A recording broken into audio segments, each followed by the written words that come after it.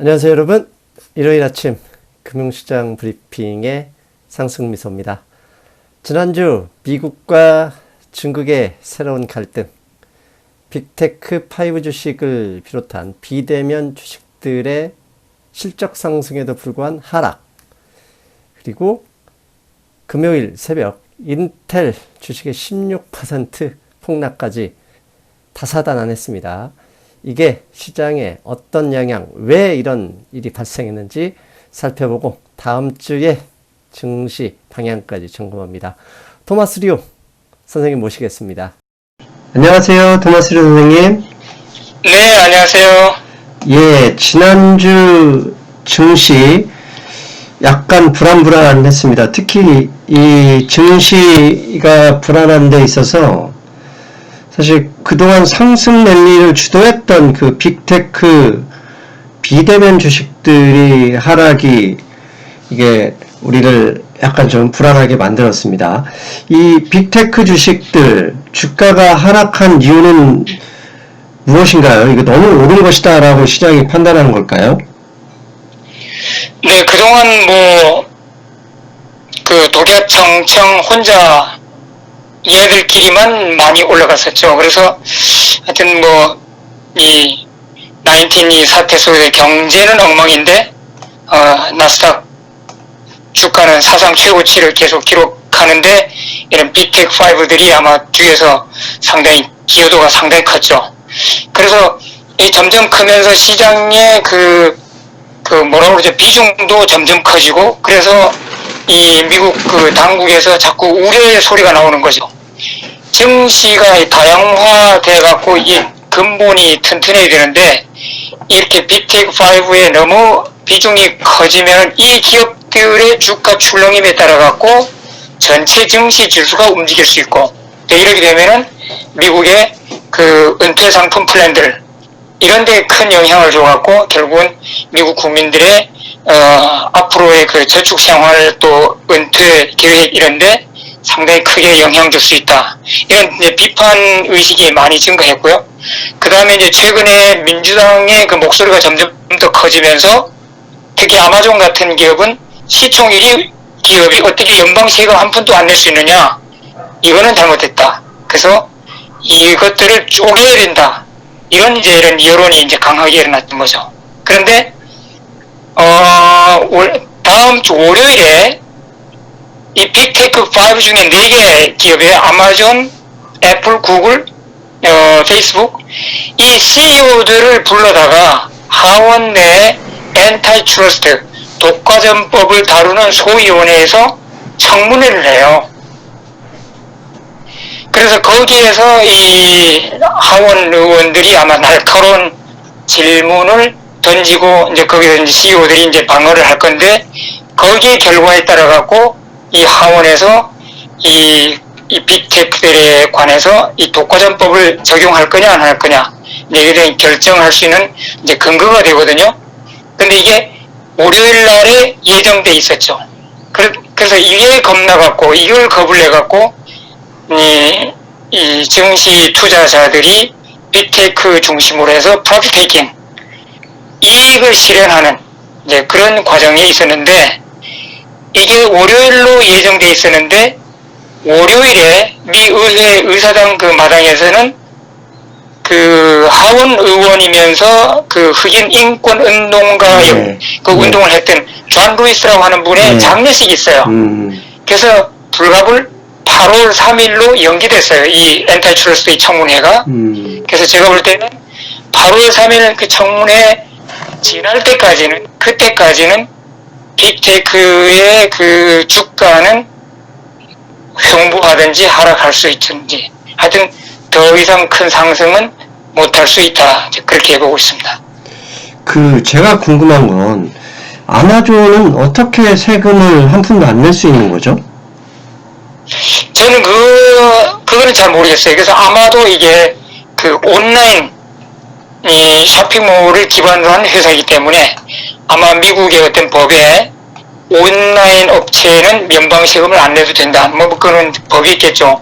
아마존이 법을 어겨가면서 연방세금은 안 낼 일은 없고, 그래서 아마 여기에 대한 이제 비판 의식이 많이 이제 특히 민주당 목소리가 커지는 이때 점점 더 이렇게 비난의 목소리가 커지죠. 이게 지금 이 19 상황에서 연방정부가 재정 적자가 계속 늘어나고 있고 앞으로도 더 늘어날 수 있는 상황이라면 이 빅테크 기업들, 돈 많이 버는 빅테크 기업들이 세금을 내줘야 될 텐데 이것 때문이라도 8월 초에 더 민주당 쪽에 의견 더 강력하게 나올 수 있다라고 예상할 수도 있겠어요. 그렇죠.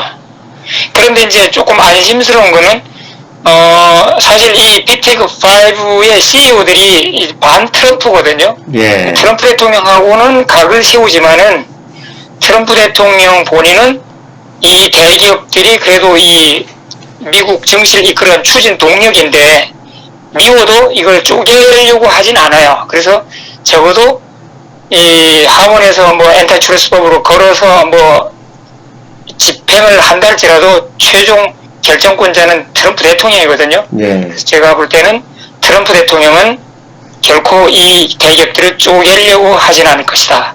적어도 11월 초 대선일까지는 그럴 일은 없을 것이다 하는 그런 제 믿음이 있습니다. 근데 이 반독점, 이거 독점이다라고 판정하는 건 연방 대법원 아닙니까? 아마 그거는 뭐 정식으로 이렇게 법적 고소했을 때 하는 거고 그 미국 정부 그 권한으로 또 의회 권한으로 이걸 할 수 있는가 봐요. 그래서 그 지금 이 빅테크들이 자기들 스스로 혼자 힘으로 이렇게 커진 면도 있지만은 그 와중에서 그 자기들의 잠재적인 경쟁으로 클 수 있는 스타트업 기업들 아예 처음부터 그냥 그렇죠. 그 애퀴지션 해버리잖아요. 그 네. 합병이라고 그러죠. 네. 예, 합병을 해버려갖고 그 잠재적인 경쟁자가 싹을 잘라버리는 거죠. 이제 그런 식으로 자기의 그 독점 세력을 이제 구축하는 건. 네, 이런 걸 아마 이번 하원에서 아마 날카롭게 따질 것 같습니다. 이게 차라리 월요일날 빨리빨리 뭐 되든 안 되든 어떤 결론을 내주는 게 증시에선 좋아할 텐데 오히려 8월 3일까지 불확실성이 연장됐다라는 차원에서는 이렇게 오히려 더 나빠지는 상황이 되어버렸네요. 네, 그렇습니다. 예, 알겠습니다. 그리고 이 빅테크 기업과 한 축으로 우리 증시를 부정적으로 좀 마이너스 흔들리게 만들었던 게 이제 중국과의 다시 긴장입니다. 미국이 정말 뜬금없이 휴스턴 영사관을 폐쇄했고 폼페이오는 닉슨의 중국 수교가 잘못됐다. 이건 처음부터 잘못됐다고 닉슨 도서관 연설에서 이 이야기를 했습니다. 사실 휴스턴 영사관이 왜 상징성이 있냐면 미국과 중국이 옛날 닉슨 대통령의 핑퐁 외교로 이제 수교를 했는데 가장 첫 번째로 세운 그 외교관 영사관이 이 휴스턴 영사관이잖아요. 자, 이런 정도로 상징성 있는 장소에서 폐쇄하고 연설하고 이렇다면 앞으로 더 이 긴장 관계가 더 강화될 수 있다라고 해석해야 되는 건가요? 그렇죠. 이제 감정 싸움이 이제 격화되고 있는 걸로 이제 보이는데 트럼프 대통령은 이제 휴스턴에는 중국 영사관을 72시간 안에 폐쇄하고 다 떠나라 이렇게 명령 내렸거든요. 그럼 사실은 뭐 이거는 그냥 뭐 통보도 없이 그냥 강제 추방하는 그런 이제 모양새인데 중국이 가만 안 있죠. 그래서 그렇다면은 중국 청도에 있는 미 영사관도 72시간 내에 문 닫고 떠나라 이렇게 중국 정부가 또 명령을 내렸어요. 예. 그래서 제가 볼 때는 그래서 이제 거기에 대해서 트럼프 대통령이 뭐라고 그랬냐면은 중국 당신 그 시진핑 반항하지 마라. 응? 이러다가 나한테 더 세게 얻어맞을 수 있다. 이렇게 했거든요. 네. 완전히 거의 깡패 수준이죠. 네. 나는 때려도 너는 그냥 맞고 가만히 있어. 뭐 이런 식인데 근데 중국이 지금 미국한테 뭐 얻어맞고 가만히 있을 그 정도의 몸집이 아니거든요. 제가 볼 때는 거의 지금 중국하고 미국하고 맞짱 뜰 수 있는 그런 힘의 균형 상태인데 미국이 우리 중국 영사관 폐쇄하고 떠나라 그러면은 중국도 맞짱 뜰 수 있고, 그래서 이렇게 하다 보면은 그러면 두 번째 영사관, 세 번째 영사관 하다가 마지막에 그러면 워싱턴 주재, 또 베이징 주재, 대사관 문 닫고 떠나라 할 수도 있죠. 예. 근데 이제 시장에서는 조금 달리 좀 안도적으로 해석하는 게 뭐냐면은 그 트럼프 정부가 왜 휴스턴 영사관을 찍었느냐, 이거는 진짜 본격적인 갈등 격화를 노리지 않고 상징적으로 한 것이다. 아까 말씀하신 대로 그런 것이다. 왜냐하면은 이 이유를 댄 것이 미국의 그 기업들의 지적재산권 기술 탈취 이런 걸 이제 이유를 댔거든요. 예. 근데 사실 그게 진짜 이유라고 그러면은 실리콘밸리 바로 옆에 붙어 있는 샌프란시스코 영사관이 그 주무대죠. 거기에 캘리포니아의 그 우수한 중국 유학생들이 쫙 깔려 있고 모든 미국의 핵심 기술들은 실리콘밸리에서 다 나오고 있는데, 근데 샌프란시스코 영사관은 놔두고 저 멀리 떨어진 남부 지방에 있는 휴스턴 영사관을 폐쇄하라는 것은 트럼프 대통령이 이것이 선거 전략에 더 이제 활용하기 위한 목적이 드러났다. 올가에서는 이제 그렇게 해석해서 그렇게 증시에서도 이제 이렇게 완전히 패닉은 안 일어났죠. 그런데 지난번 지금 한 달 좀 전에 홍콩 보안법 문제로 미국 정부가 홍콩의 그 특별지휘권 다 폐쇄했을 때, 폐지할 때도 증시가 아무런 그러니까 반향도 없었고, 여기에 위안화도 뭐 우리는 별 무관심이야라고 했는데, 이번 영사관 폐쇄, 그 다음에 중국의 청도 영사관 그 맞대응, 이는 곧바로 증시도 뭐 큰 폭은 아니지만 반응을 했어요. 증시가 참지 않으면 큰 문제가 없는데 이렇게 반응하고 있다는 게 사실 불안스럽거든요. 그러면 이 반응한다는 얘기는 혹시 뭐 큰 법적 효력은 없겠지만 지난번에 말씀하신 뭐 트럼프 대통령의 행정명령이나 이런 것이 나올 수 있다는 불안감이 내재되어 있는 것은 아닐까요? 만일에 이번에 그 휴스턴 중국 영사관을 그 행정부 명령대로 이 시간 안에 완전히 스스로 폐쇄 안 하면은 그 강권적으로라도 폐쇄를 시킨다 그러면은 중국도 가만히 안 있고 청도에 있는 미 영사관도 강제로 폐쇄시킬 거거든요. 네. 그 정도로 감정이 격화되면은 다음 수순은 트럼프 대통령이 그 자국 기업들 철수 명령, 이것이 상당히 가능성이 크죠. 그렇다면 아마 그런 반응에 의해서 아마 반도체 주식과 그 테슬라 주식 이런 게 이제 영향 받았을 것 같은 생각이 듭니다. 그렇죠. 테슬라는 지금까지는 즉 사실 미국과 중국의 긴장 관계에서 반응을 보였던 주식들이 다 반도체 주식이었어요. 그런데 네네. 어제 그제는 테슬라도 그 영향권 안에 들어왔는데, 그 테슬라의 이 현재 주가가 프라이싱 되어 있는 건 중국 공장의 판매량, 향후 그 성장 가능성이 높은 것을 중국에서도 확인해야 가는 것인데, 그게 불안하기 때문에 어제 오늘 이틀 동안 많이 빠졌다, 이렇게 해석하는 게 맞겠죠? 네, 일부 영향 받았다고 저는 보고 있습니다. 미국에서만 판매하는 양으로 현재 밸류에이션을 감당하지 못할 테니까, 그리고 테슬라가 전기차, 단순히 차가 아니라 차를 많이 뿌려놓는 일종의 플랫폼 전략이기 때문에 중국의 그 판매량을 무시할 수 없는 게 분명한 거잖아요. 네, 그렇죠. 예, 알겠습니다. 이게 트럼프 대통령이 증시와 지지율 간에 일종의 줄타기를 하고 있는데, 다음 주에는 큰 문제가 없도록 우리 토마스 선생님 좀 신경 좀 써주셔야 되겠습니다. 네, 알겠습니다. 자, 그리고 이제 세 번째가 이제 미국 증시의 중요한 이슈가 이 7월 말부로 종료되는 이 저정 부영장, 특히 이제 추가 그 실업수당 문제입니다. 현재까지 공화당이 이제 공화당은 그 이미 민주당은 지난번 5월 달에 폐기된 법안에서 자신들의 의견을 다 나왔는데, 공화당 안이 슬슬 흘러나오고 있죠. 구체적으로 혹시 어떤 네. 그 내용인지 좀 파악하셨습니까? 이제 가장 마지막에 이제 거의 정리돼 가는 그 플랜에 의하면은, 그 $1 트릴리언을 이제 푸는 스티뮬러스 패키지가 이제, 그 안에 보따리 안에 그 일회성으로 각 그 성인들에게 미국 전역 그 저소득층 성인들에게 $1,200 그 수표 보내주는 거. 그 완전 1회입니다. 근데 그거 하고, 지난번에도 $1,200 준 거 있죠. 똑같은 네. 플랜이고.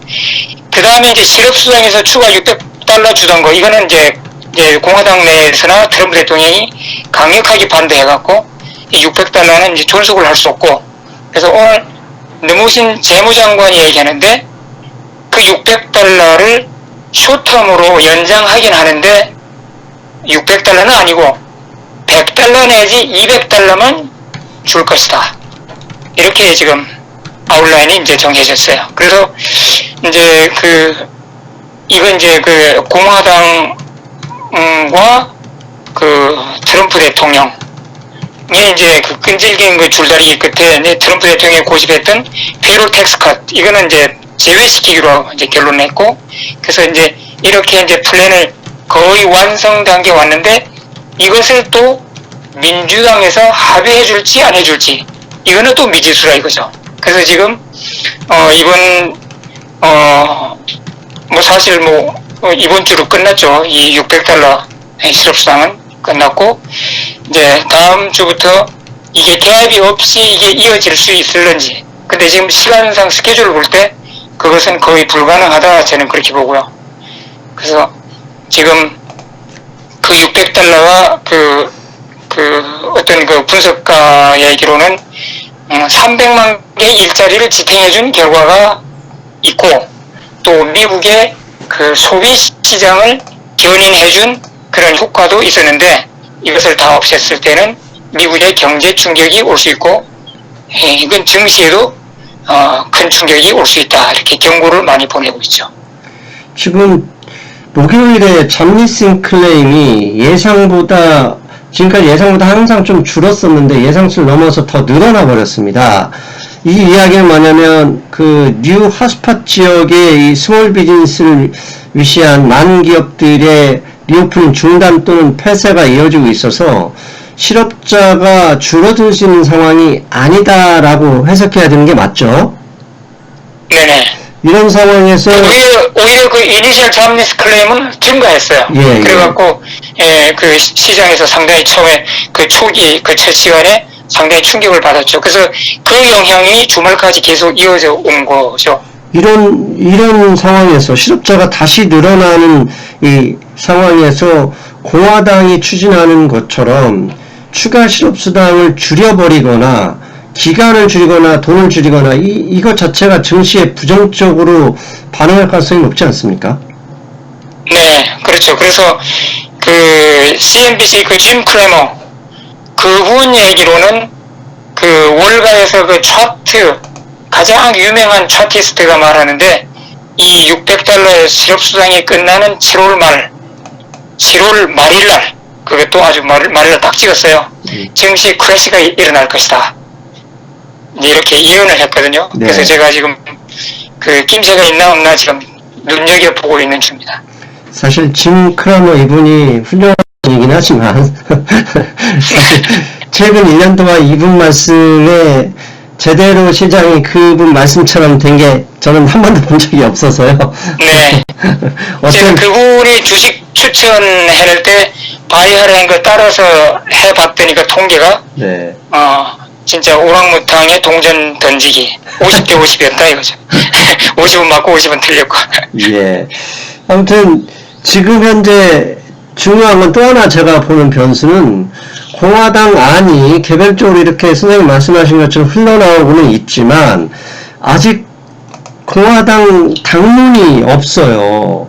그런데 메카시 그 원내대표의 말을 보면 공화당의 안이 결정되는 것도 제가 볼 때는 8월 초가 돼야 될 텐데 8월 초에 공화당안이 나오면 민주당하고 이제 협상을 하거나 싸워야 될 텐데 그러면 또 1, 2주 훅 지나갈 텐데 이거 너무 늘어지는 건 아닌가요? 이게 너무 늦어지는 것도 시장에 영향을 줄 수 있을 것 같은데.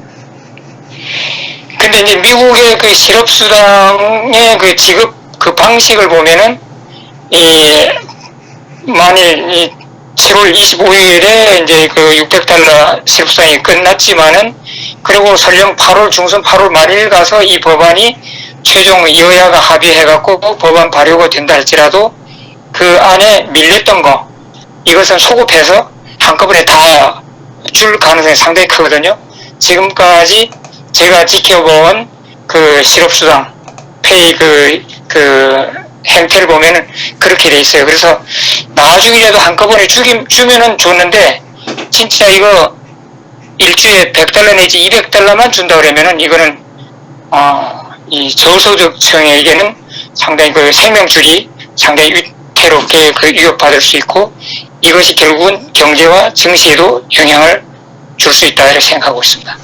그러니까요. 이게 지금 잠니스 클레임도 그렇고 지금 플로리다에서 하기로 했던 그 공화당 전당대회인가요? 대선 유세 그것조차도 네. 폐쇄할 이제 취소했잖아요. 공화당과 트럼프가. 네.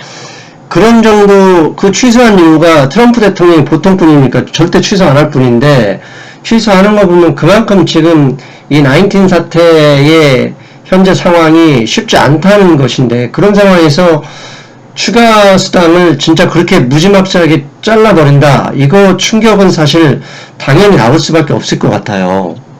그래서 트럼프 대통령은 어떻게 하든지 그 돈을 많이 타먹고 있는 실업자들이 안방에 눌러 앉아 있는 것보다도 하여튼 바깥으로 내몰아갖고 잡을 찾아 나서게끔 이 토끼몰이하는 그거를 지금 적극 추진하고 있는데 사실은 나가도 잡이 없는 거예요. 예.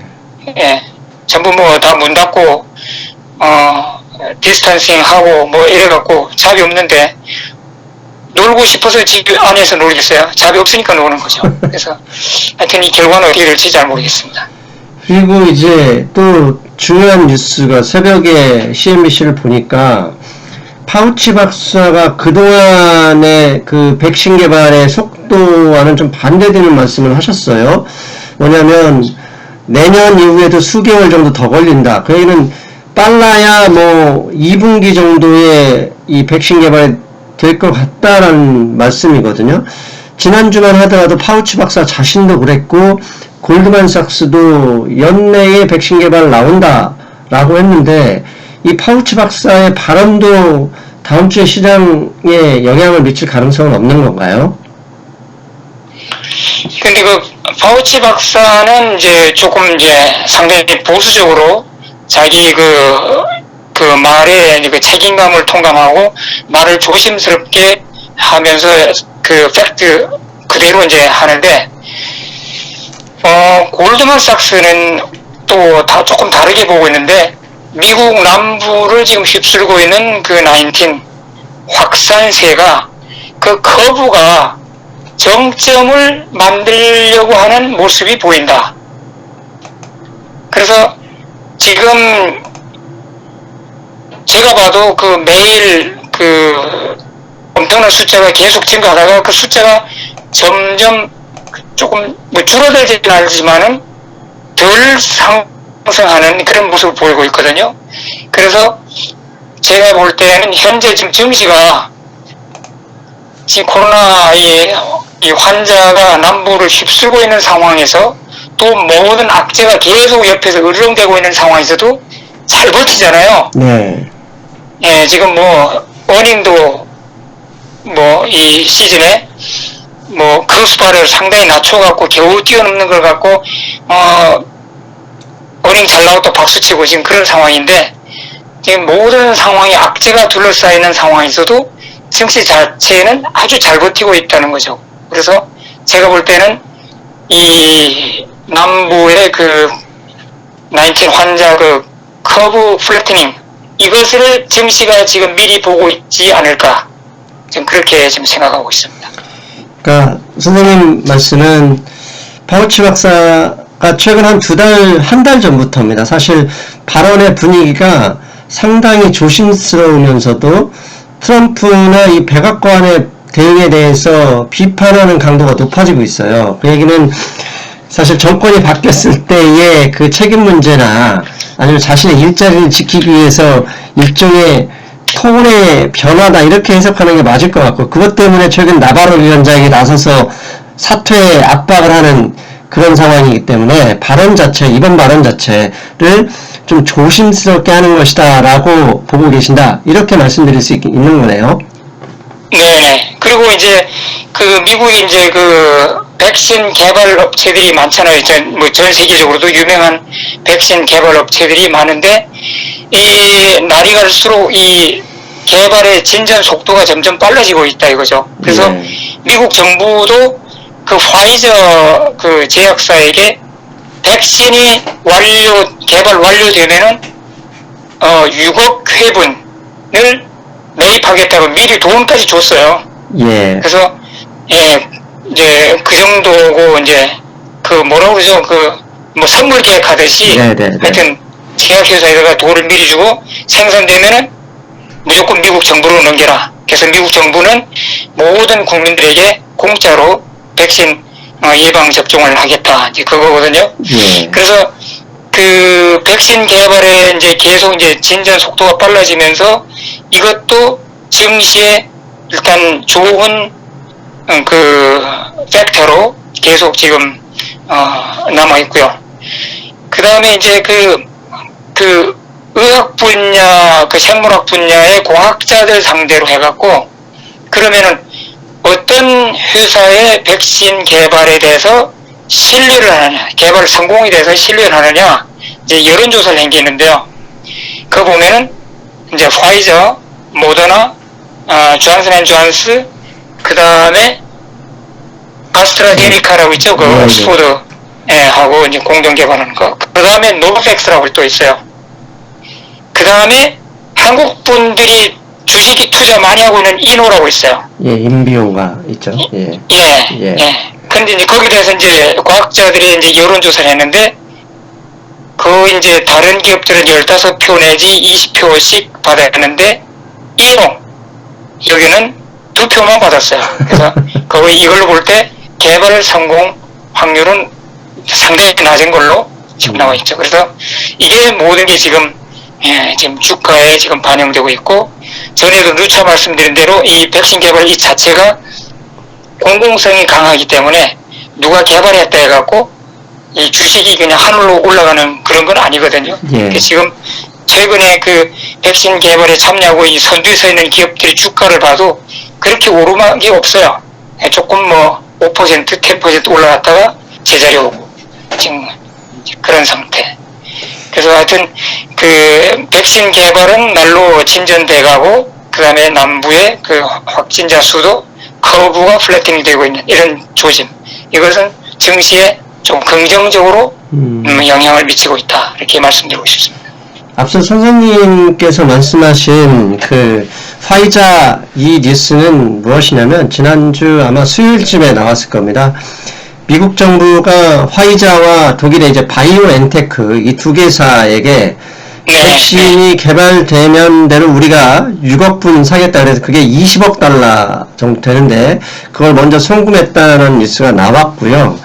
그다음에 존슨앤존슨 같은 경우는 목요일 날 뭐라고 얘기했냐면, 우리는 백신 개발하고 있는데 되더라도 돈 안 받고 그냥 공공성으로 풀어버리겠다, 이걸로 돈 벌 수는 없다, 이런 이야기를 했었죠. 네, 알겠습니다. 자, 그리고 지난주 또 시장의 가장 큰 화제 중에 하나가 이 골드와 실버, 금은 가격이 랠리였습니다. 사실 금 하면 안전자산, 그러면 반대로 주식이 뭐 하락하거나 했어야 되는데, 주식이 뭐 하루 이틀 하락하긴 했지만 금값 상승에 비해서는 뭐 어떻게 보면 별 의미가 없는 하락 정도가 됐어요. 그럼에도 불구하고 금 가격, 뭐 은이야 뭐 금이 따라가면 가난한 자들의 금이다 이러면서 오르긴 하지만, 이들 귀금속, 핵심 귀금속 두 종류가 크게 올랐던 이유는 무엇일까요? 그 지난주에 이제 사건이, 금에 관련된 사건이 이제 큰 게 두 가지가 일어났습니다. 월요일 날에 사실은 금값이 그때 $1,800 초반에 1,810 이렇게, 그래서 그 2주 전에는 왔다 갔다 계속 그 안에서 이제 횡보하고 있었는데, 월요일 날 오후부터 금값이 튀기 시작했어요. 또 월요일 날에 무슨 일이 있었냐면은, 미국 그 상원에서, 우리가 1년 전에 우리가 그 방송에서 그 얘기를 했을 거예요. 트럼프 대통령이 페드의 그 이사 중 2석의 공석이 있었는데, 거기다가 예. 주디 쉘턴하고 월러를 지명했다. 이제 그때부터 인사 검증이 이제 계속 진행됐던 거죠. 자, 여기서 잠깐 근데- 제가 선생님 말씀을 끊고, 우리 시청자 네. 여러분들 주디 쉘턴이 누군지 모르셔서 간단히 말씀드리면, 한마디로 주디 쉘턴이 어떤 분이냐면, 지금 파월, 원래는 이제 파월 의장과 반대에 섰던 분인데, 갑자기 논조를 바꿔서, 마이너스 금리금하고 다 풀어야 된다, 이렇게 주장을 하셨고, 미국 언론이나 민주당 쪽에서는, 야, 파월 마음에 안 든다고 조만간 자른 다음에 주디 쉘턴을 페드 의장이 올리려는 거 아니야, 라고 의심하고 있는 상황이다, 라고 먼저 사전 설명 드리고 선생님 말씀 듣겠습니다. 네. 그냥 말씀하신 대로 트럼프 대통령은 차기 연준 의장으로 마음속에 두고 주디 쉘턴을 이제 지명을 한 거죠. 1년 전에. 예. 그래서 그동안 인사 검증이 쭉 있다가 월요일에 상원 그 소위원회에서 그 인준 그 투표가 있었어요. 거기서 가까스로 이 주디 쉘턴하고 월러 이 두 분이 인준 받았어요. 예, 소위원회를 통과한 거죠. 그 소위원회에서 사실은 그 민주당과 공화당의 팽팽한 그 좌석 수 때문에 될까 말까 이렇게 불안했는데, 하여튼 한 표 차이로 인준을 받았어요. 그래서 이제 조만간 이제 아마 다음 주나 아마 그 정도 스케줄을 이제 잡을 건데, 상원 전체에서 인준 투표가 있을 거거든요. 예. 근데 현재 민주공화 양쪽의 의석수를 볼 때 이 주디 쉘턴하고 월러가 인준받을 것은 거의 확실시 되고 있어요. 단지 이제 공화당의 그 람니 그 상원 의원이 예. 공식적으로 반대한다 이렇게 천명했음에도 불구하고 여전히 공화당이 한 표가 더 많아요. 그래서 네, 인준받을 걸로 이제 거의 확정적이죠. 그래서 이분이 월요일날 소위원회에서 인준을 받자마자 금값이 튀어버렸어요. 아하. 그러니까 예, 그 말씀하신 대로 이분은 골드 스탠다드로 주장했던 분이고, 네. 근본이제 이것을 주장했던 분이고, 마이너스 금리를 선호하는 분이고, 상황에 따라서 말이 뒤바뀌는 종잡을 수 없는 사람이지만은 일단은 트럼프 대통령이 하고 마음이 짝짝꿍 돼갖고 이제 연준 의원으로 이제 지명을 받았었죠. 근데 이분이 이제 인준을 받음으로 해갖고 금값이 튀어버렸죠. 그 다음날 아침에 또 무슨 사건이 있었냐면은 유럽의 그 860빌리언 달러짜리 스티뮬러스 패키지가 통과됐어요. 유럽에서. 맞습니다. 예. 그래서 이 두 사건이 겹치면서 금과 은이 폭등하기 시작했죠. 그때부터. 그래서 일주일 동안 내내 하루도 걸리지 않고 계속 오르고, 특히 그 은 같은 경우는 그동안 계속 눌려있던 데서 엄청나게 튀었죠. 하루에 7%, 8% 막 이렇게 상승을 했는데, 그래서 이게 이제 금이 지난 이제 어제 금요일 보니까 $1,900를 마크했더라고요. 예. 그래서 역대 최고 가격이 $1,920거든요. 그래서 $1,920도 눈앞에 와 있고, 골드만삭스가 예상하는 연내 $2,000도 눈앞에 와 있고, 또 다른 또 이렇게 금을 이렇게 애호했던 그 분석가들은 내년 중반까지 $3,000 간다. 네, 이런 전망도 나오고 있는 거죠. 사실 여기다 더해갖고, 예. 네, 여기다 더해갖고 코로나 이게 이제 확산되어 가면서 전 세계 금광에 그 근로자들 있잖아요. 채광 근로자들. 예. 이 사람들이 걸리고 안 나오고 해갖고 이게 뭐랄까 생산, 서플라이에 또 문제가 또 생기는 거예요. 그래서 이 세 가지, 뭐, 유럽의 스timulus 패키지는 좀 임시적인 거지만은, 어쨌거나, 주디 쉘턴, 인준난과 금광의 금의 서플라이 문제, 이것이 곁들여갖고, 앞으로 금, 은은 아마 대세 상승으로 갈 것 같다는 생각이 듭니다. 결국은 유동성에 대한 기대감이죠. 쉘턴 이후가 네, 그렇죠. 그냥 MMT라고 하죠. 현대통화이론, 민주당이 주장하는 것을 넘어서 그냥 시장에 유동성을 부어야 된다 이러고 갑자기 스탠스를 바꾸신 분인데, 이런 분이 상원에서 인준 통과가 된다면 어쩌면 뉴스에 하락할 수도 있겠다 싶어요. 네, 그리고 이제 주디 쉘턴이 소유에서 인준받은 이래로 미 달러화 인덱스가 아주 가파르게 하락하고 있어요. 예. 지금, 이제 금요일날 장 마감 때 보니까 상당히 강력한 지지선으로 여겼던 그 지지선이 이렇게 한 방에 뚫려버리고요. 이제는 90 내지 91, 그 정도까지 하락할 수 있는 문이 활짝 열려 있습니다. 지난주 제가 방송에서 그런 말씀 드렸거든요. 달러화 인덱스 94.8이 저점이었는데, 여기를 뚫리면 좀 반등할 수도 있다는 얘기했는데, 뚫리자마자 더 가파르게 하락하는 건 결국은 주디 쉘턴 효과였네요. 네. 예, 알겠습니다.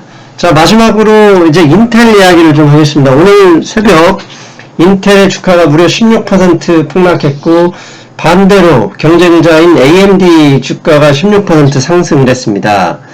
그 이유는 인텔이 실적도 실적이지만 지금 현재 이제 시장에 이 CPU가 10나노 7나노죠. 7나노 제품, 아니 10나노 제품이고, 현재 7나노 이 제품이 나와야 되는데, 이 개발 일정을 다시 6개월에서 1년 연장하면서 주가가 하락하고 있습니다. 자, 인텔이 최근 2년간 주가만 봐도 이 R&D 부분에 대해서 능력을 전혀 보여주지 못하고 있습니다. 이게 지난번 CEO는 성추행 사건을 연루해서 날아가고, 그 다음에 기술 개발보다는 마케팅에 주력하다가 이 모양 이 꼴이 돼버렸는데, 앞으로 이 잃어버린 신뢰의 개선은 쉽지 않겠죠? 네, 반도체 분야는 미수님이 전문가시니까, 제가 달리 설명할 게 없는데, 말씀하신 대로, 7나노 CPU가 이제 지연이 됐는데, 사실 이 지연 자체는 큰 문제는 아니었어요. 예. 아닌데, 지난날에 히스토리칼리 볼 때, 인텔이 상습적으로 개발을 뭔가 제품에 하자가 있어갖고 딜레이가 됐다는 히스토리가 있어요. 예. 그래서 이번에 6개월 내지 1년 지연된다고 했는데 시장에서는 이것을 믿지 않는 거죠. 어쩌면은 1년 더 이상도 지연될 수 있다. 이제 거기다가 골드만삭스가 이제 다운그레이드 해버렸고, 네. 이제 그 다음에 경쟁자인 AMD 같은 경우는 현재 7나노 CPU를 지금 생산하고 있고, 예, 맞습니다. 또 넥스트 제너레이션 CPU도 지금 개발 중에 있는데, 이러다 보면은 이제 INTC가 이제 인텔이 AMD에 비해서 이제 뒤처질 수 있다. 이제 그런 게 이제 시장에 반영됐고요. 근데 인텔을 이제 불리시하게 보는 분석가들은 그래도 인텔이 금요일날 현재로 볼 때 PER이 11분이 안 된다. 반도체 회사가 11이면 얼마나 싼 거냐. 이렇게 했는데, 베어리시하게 보는 분석가들은 현재 11도 못 지킬 수 있다. 그래서 price per sales 있잖아요.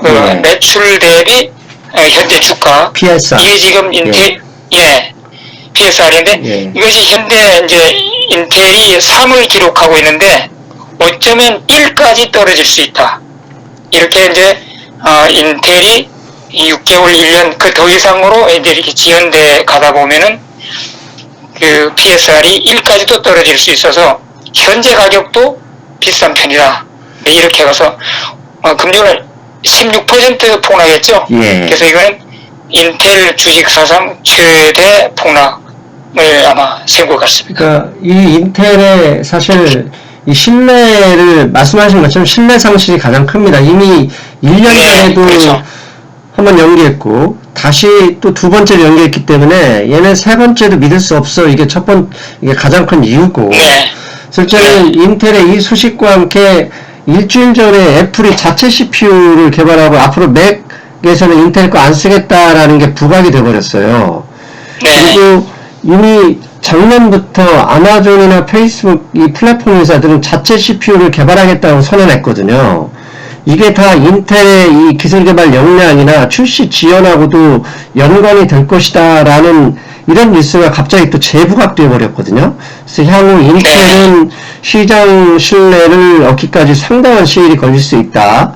이러다가 다우지수에서도 퇴출되는 거 아니, 사실 그것도 걱정해야 될 처지 아닙니까? 네, 그래서 어떤 분석가는 그 제너럴 일렉트릭 같은 운명이 되지 않을까. 이렇게 시대의 흐름을 선도하지 못하고 뒤처지는 그런 이런 반도체 기업이 되지 않을까 우려하는 그 시각도 있더라고요.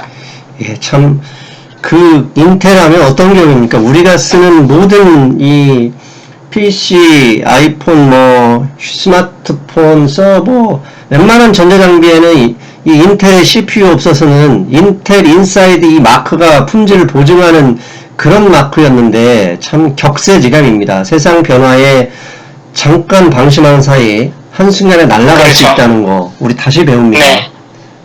혁신하지 않으면은 뒤처지는 게 지금 현실입니다. 예. 자, 벌써 우리 40분입니다. 선생님, 이 너무 길어지면 우리 시청자분들이 이게 1, 2편으로 쪼개는 걸 못 버텨 하시더라고요. 그래서 오늘 이제 마무리해야 되는데, 마지막으로 다음 주 이제 월말로 가는데요. 다음 주 시장 선생님 예측이나 분석, 마지막 대응까지 부탁드리겠습니다. 네. 지금까지 그 S&P 500 기업 중에 3분의 1 정도가 어닝을 발표했거든요. 근데 그 중에 이제 80% 정도가 소위 말해서 그 비트 에스티메이트, 그러니까 그 시장 예상치를 넘었다. 사실 이것은 의미가 없는 거죠. 예. 크로스바를 낮춰놓고 넘었다고 손뼉짝짝 치는 건 의미가 없고요. 그 다음에 이제 다음 주에 이제 그 S&P 500에서 3분의 1 정도의 그 어닝이 실적이 쏟아져요.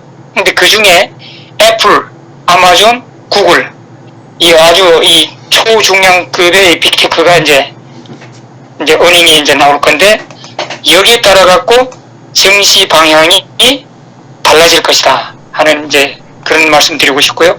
그래서 여전히 S&P 기준으로 3200과 3300 그 안에서 이제 업앤다운을 할 것으로 이제 저는 단기 전망하고 있습니다.